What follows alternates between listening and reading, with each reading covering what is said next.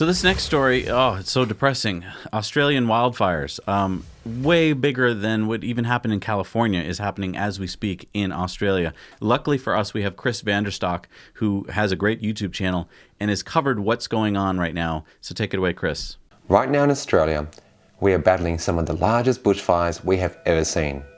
Hundreds of homes have been destroyed, people's lives have been lost, and hundreds of thousands of Australians have been affected. The sheer enormity of this emergency is unlike anything we have ever seen. To understand just how big this emergency is, they have incinerated more than 5 million acres, or more than 20,000 square kilometres. That is more than the total of all bushfires in the past 3 years in Australia, and is 25 times the size of California's, and more than 3 times the size of the Amazon fires. The impact of this has been felt not only by local communities, but also people who live and work in our cities.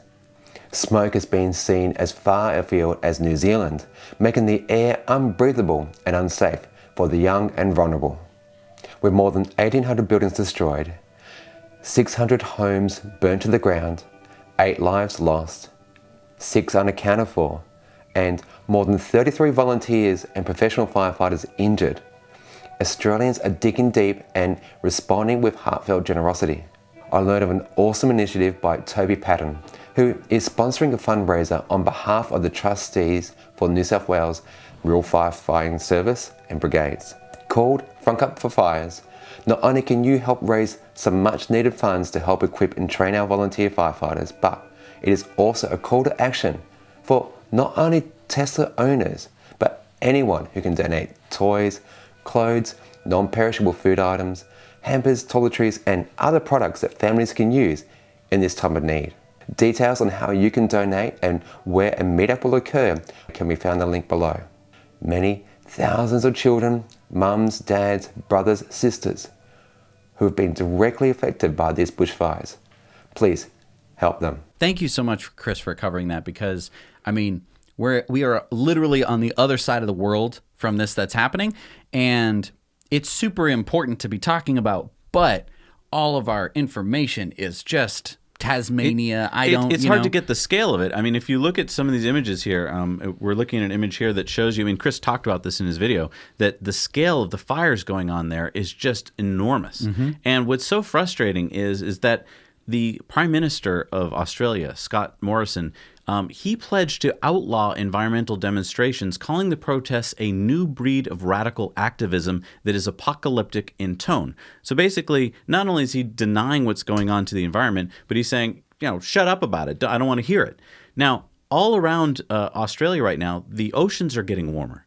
And you might be saying, well, who cares? Maybe that makes for better swimming. But just 2 degrees Celsius, which you might think is not a big deal, is enough to completely change how sea life operates. So either sea life has to leave for colder waters, or it dies, or new sea life comes in that can take the warmer waters, introducing new invasive species that were never there before. So even if you look at it from a human perspective, and you just talk about human fishing, you're killing off whole species that fishermen were relying on. So if you were fishing for oysters, or you're just doing regular fisherman stuff, your whole life has been changed. Right. And again, we're not even talking about the fires, which is caused by these ocean currents that are changing in the temperatures, because it's affecting the way that weather works.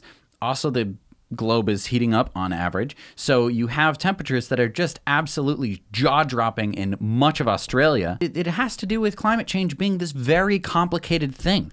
I kind of wish that it was just this sort of like really cartoonish, obvious like encroachment of some kind of evil looking, tendrils or something. And you could be like, look, it's bad. Because then everyone would at least get on board and be like, what can we do to prevent this?